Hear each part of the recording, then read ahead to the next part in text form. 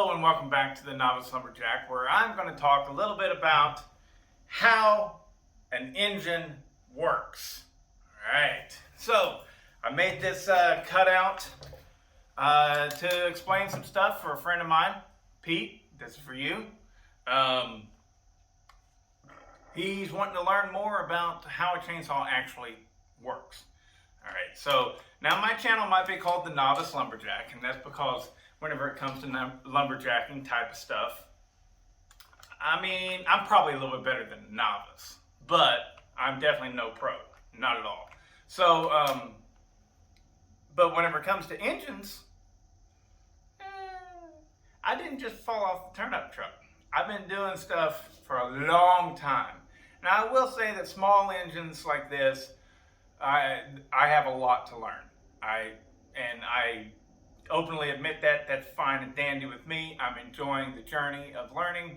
But as far as how they work in general, I got that. And I'm down pat on that. So, here we go. The first basic lesson that you should learn is that an engine is nothing more than an air pump. Now, I guess it is more than an air pump, obviously. But if you can understand that what an engine is doing is it's pumping air through it. It goes into the intake and out the exhaust. It is pumping air. And if you can understand that concept, then you can go, okay, the flow is what allows this thing to work. All right? Now, I've been known to say that two strokes are like a ballet.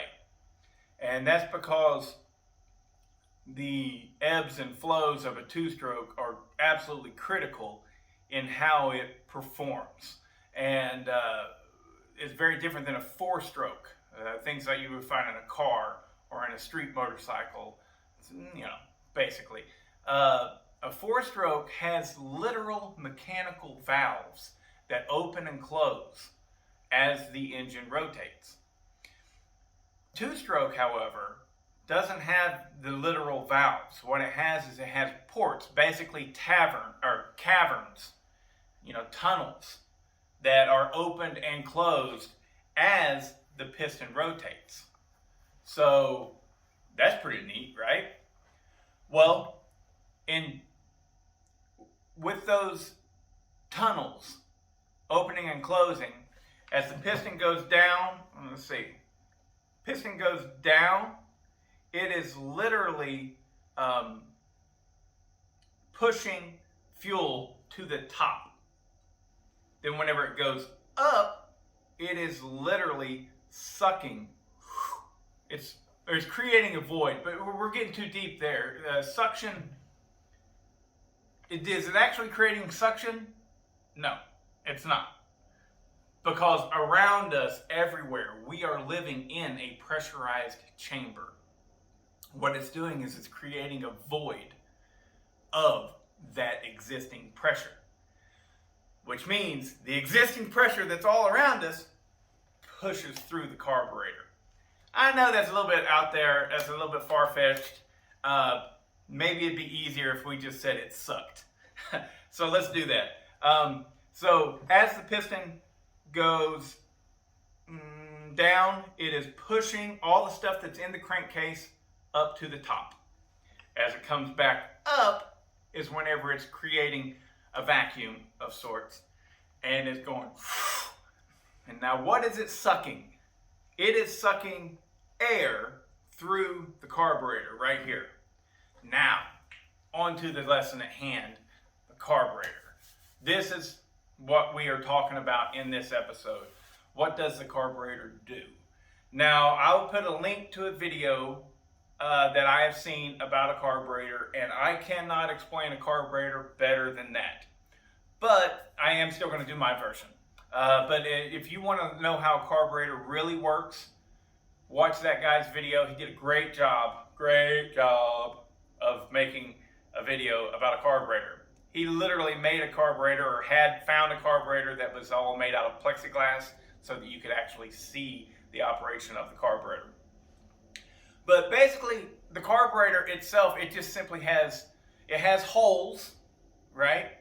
And it has two valves, the two butterfly valves. It has the choke and it has the throttle. These are the valves that it has. And what both of those valves are doing is they're blocking the airflow.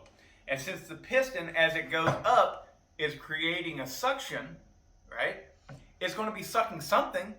So in closing off the choke, when you close off the choke, you are limiting the airflow, but the piston suction stays the same. So what's it do? If it can't pull air, it's going to pull fuel. And so whenever you use the choke on a cold engine, you are getting a larger rush of fuel into your cylinder to get it started and get it warmed up and get it going. Now, the reason why it won't continue to run on choke, and you got to be quick and you got to push that choke back in, is because there's too much fuel there. It will just wash itself out. There's only so much fuel that this spark plug can actually ignite. If your mixture is too rich, it won't burn. It goes back to that old saying that you can take a match. I've heard a million stories. I'm smart enough not to try it, but I've heard a million stories of people saying that you could take a match, strike it, and throw it into a bucket of gasoline, and the match will just go out. Because what actually burns, and this is true, it isn't a big volume of fuel. It's an atomized spray. You have to have the correct ratio of fuel atoms or molecules, I don't know what that is, dots. You have to have the right ratio of fuel dots to oxygen air dots. Okay, and I believe the ratio on that is about 12 to 1. So you want 12 parts air and 1 part fuel. So the ratio has to be perfect in order for good combustion. Whenever you're pulling the choke out there, you're getting 30 to 1. I don't know. It's far. Oh, no. Actually, it'd be more like 5 to 1. The ratio would go the other way. You're getting a lot of fuel. So anyways, but that's not important. Right now, what is important is to show you what I am talking about. Now, I have seen this done, but I have never done it.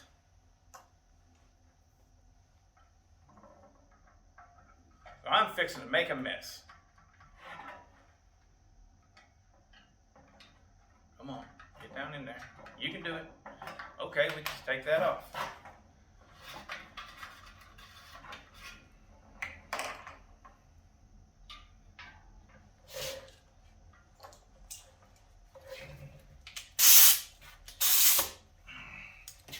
Have you ever heard of a venturi effect?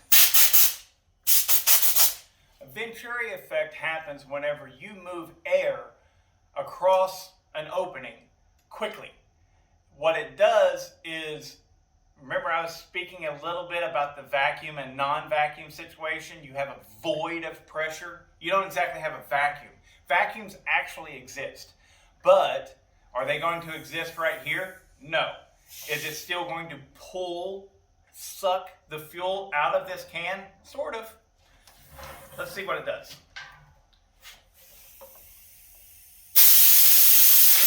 Oh, did you see that? I'm going to make sure I get a close-up. Oh, no. Oh. Well, I got the hemoglobins here. I'll get that out if I can find it.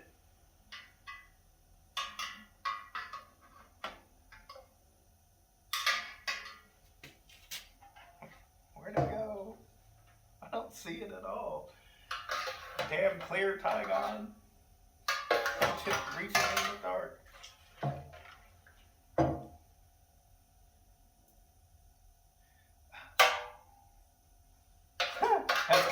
That's very funny.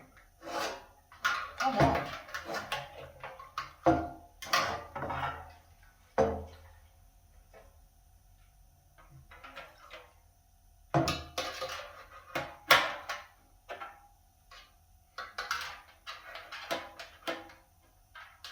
Ah, I got it.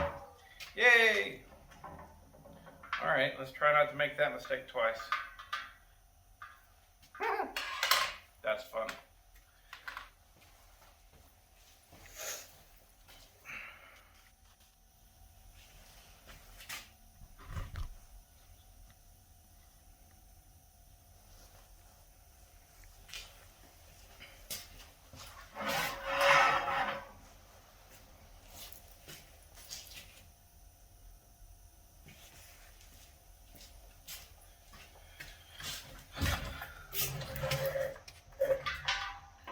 Okay, here we go. Oh, see it coming out?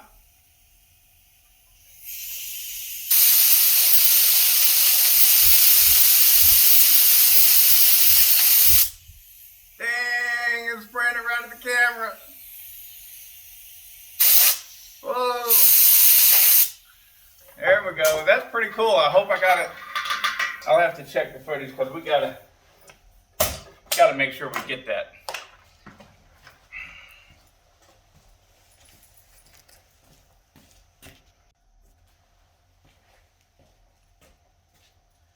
Okay, great. We were able to capture it. So what's happening there? I guess I need to go ahead and break it down further. What I'm talking about, how there's no vacuum. There isn't a vacuum. Everybody thinks that there is. There is no sucking, right? What is happening? Whenever you're, let's just talk about that right there. Let's talk about why, whenever I blow air across the top of this, it seems to create a suction that draws fuel out of the fuel tank, right? It's not creating a suction. What it's doing is it is creating a void of pressure.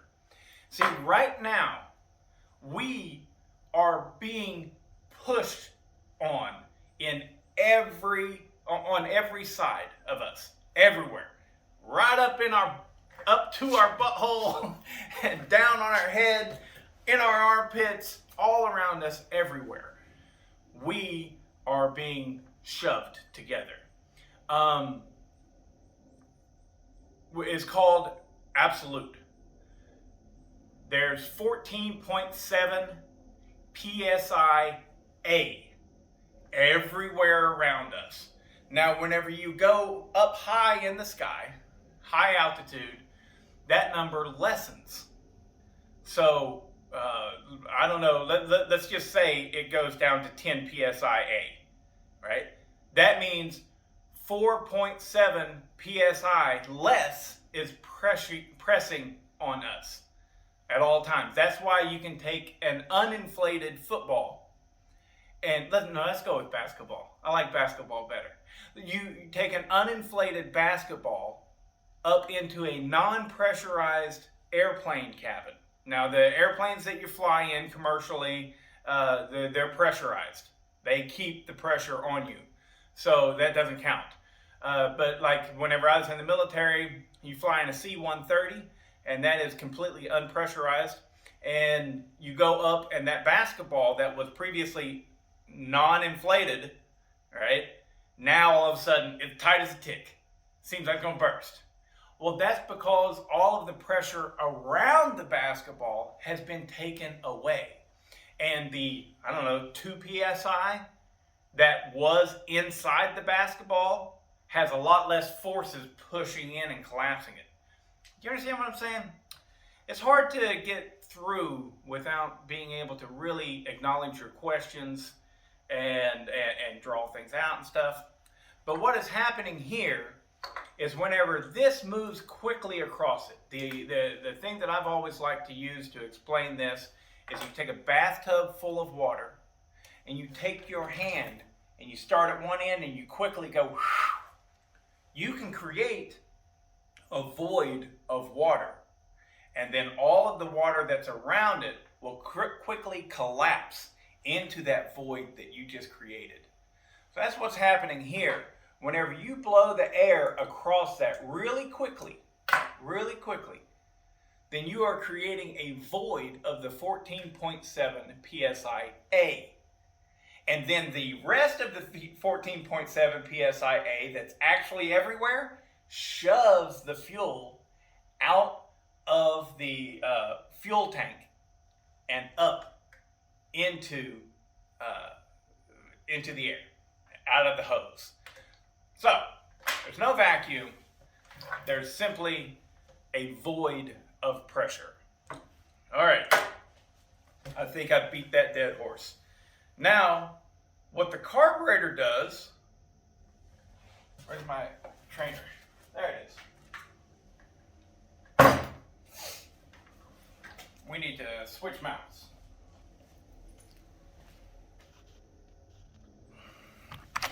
All right, here we are. So, of course we know that there are going to be hoses from this going down into your fuel tank, right?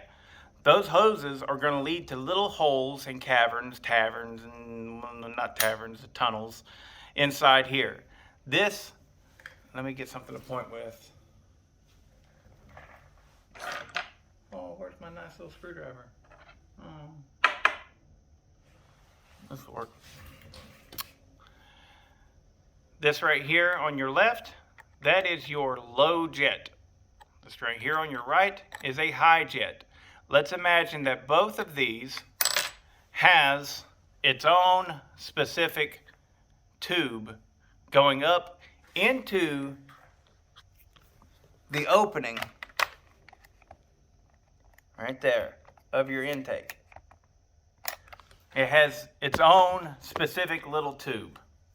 Well, whenever this piston moves up and down, whenever this piston moves up and down, it is creating differences in pressure from here to here, making the air want to flow like this. And if the air flows like this, just like it did with this, then those tubes for the high and low jet screws that are allowing access to the fuel tank. That's really all they're doing. Well, as that air flows, it is going to create a venturi effect, and the psi-A that is around us in the tank and everything will shove the fuel up the hose into the air stream, and it will get forced into the crankcase. The piston comes down. What's in the crankcase gets shoved through these transfer ports up to the top, and boom, we get an explosion whenever we compress it, and we get an explosion. So that's what's going on. Now, and that's also why whenever you have a clogged tank vent, you cannot continue to draw fuel out of your fuel tank. You need to have that atmospheric pressure. You need to have that in order for the atmospheric pressure to literally push the fuel through. Isn't that crazy? Now, what we're doing with these high and low jets is we are literally making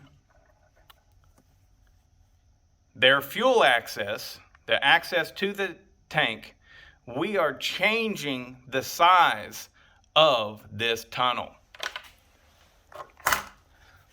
Like, it's very obvious to understand that this can flow a lot of fuel. This, not so much, and they even get smaller, right?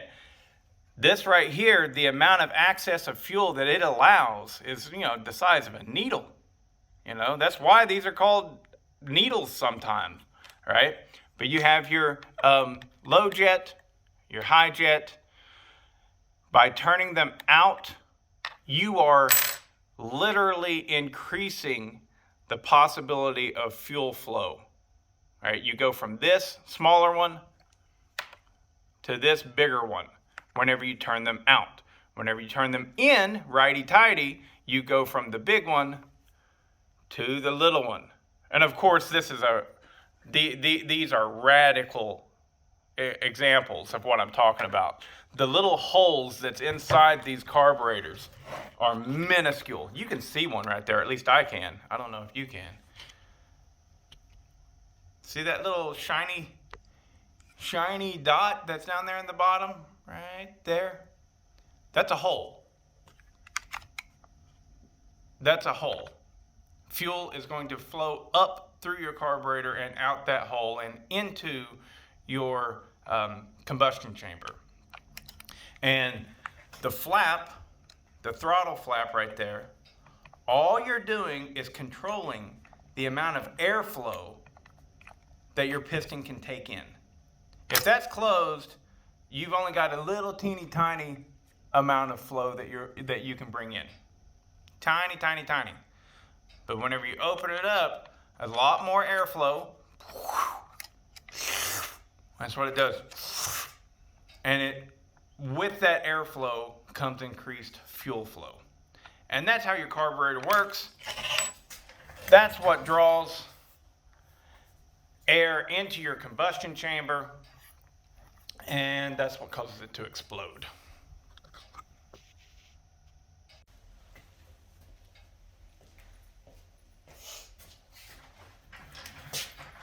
All right, now one last test to demonstrate the proper fuel to air ratio. This is cornstarch. It's not Argo. It's probably more along the lines of Publix brand or Kroger brand. I tend to buy the cheap stuff and put it in the nice container. So, let me get a lighter.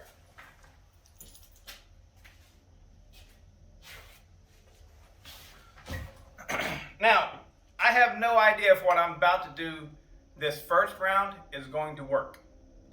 You might just see a crazy accident here.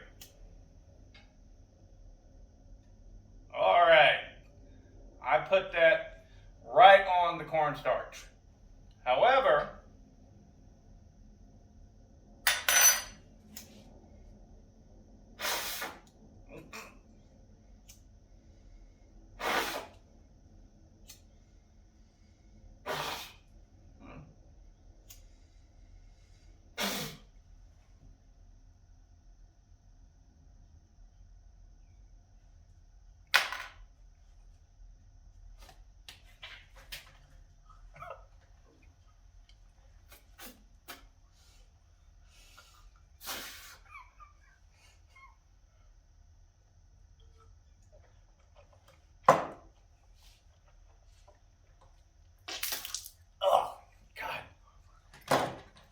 bless America.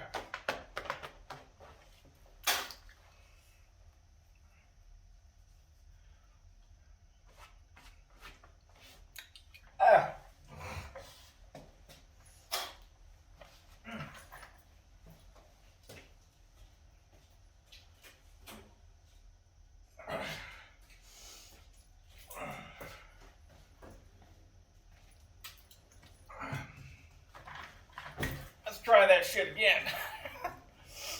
This time with a bigger spark.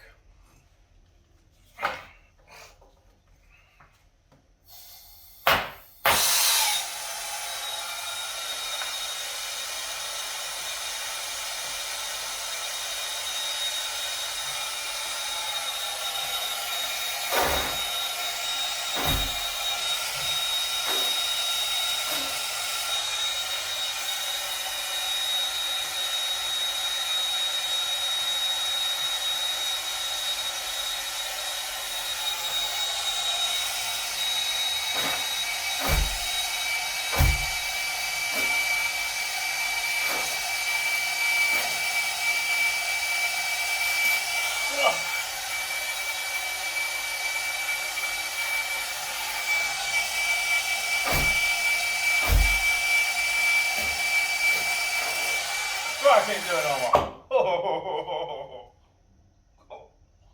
Oh. Good God, Mike. Oh, you got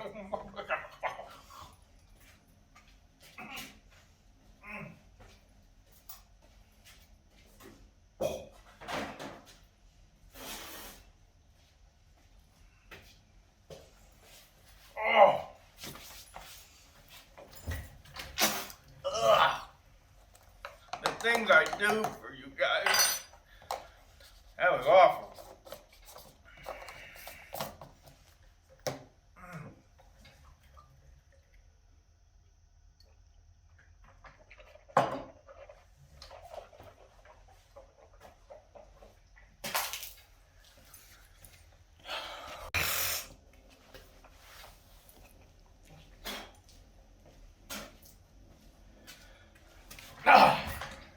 Okay, so as you can see,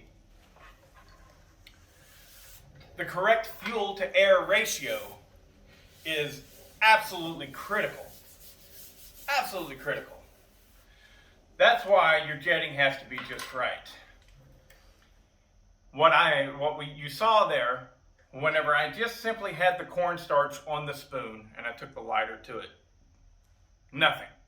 Whenever I just simply took and blew across this lighter, which I have made this work before, but whenever I just blew across this lighter, it was not enough ignition. It was not enough spark, okay? But whenever I took the torch, had a lot hotter spark, and I had the ratio, I got it right. And I hit it just right above the flame. And I had the nice ratio. If it wasn't enough fuel, then the explosion was small. Whenever it was the right amount fuel, it was big. Whenever it was too much fuel, it didn't do nothing. So you have to have the fuel to air ratio correct. And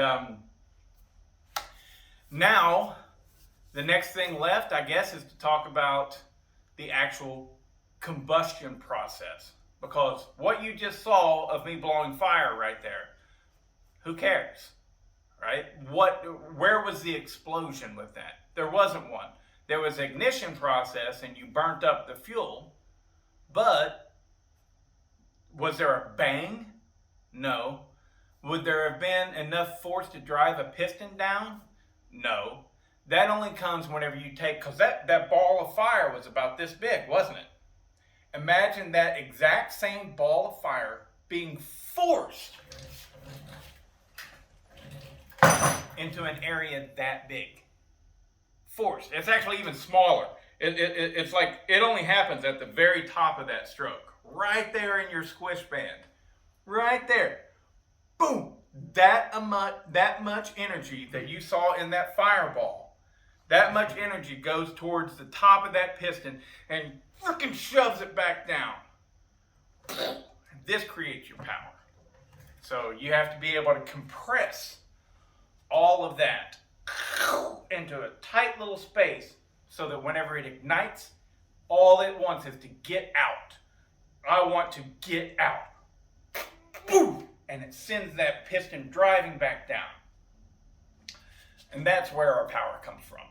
The tighter we can compress it, the more power we have. And then you get to a point to where you're compressing it so tight that the compression itself is causing an explosion. That's how diesels operate. They do have heat as well, but yeah. Anyways, I think that we've said enough on this situation right here, and whenever I come up, next maybe we'll talk about the spark.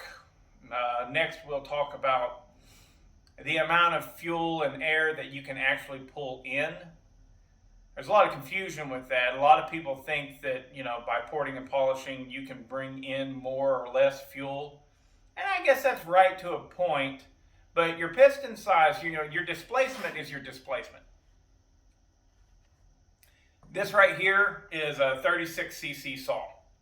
So unless you put a turbo, John said turbos don't count. That's not actually a turbo, guys. They work good, they work well, but they're not actually compressing your cylinder. But anyways, unless you put an actual turbo or a supercharger on this, you cannot force more than 36 cc's of fuel air mixture. So your porting and polishing works in other ways.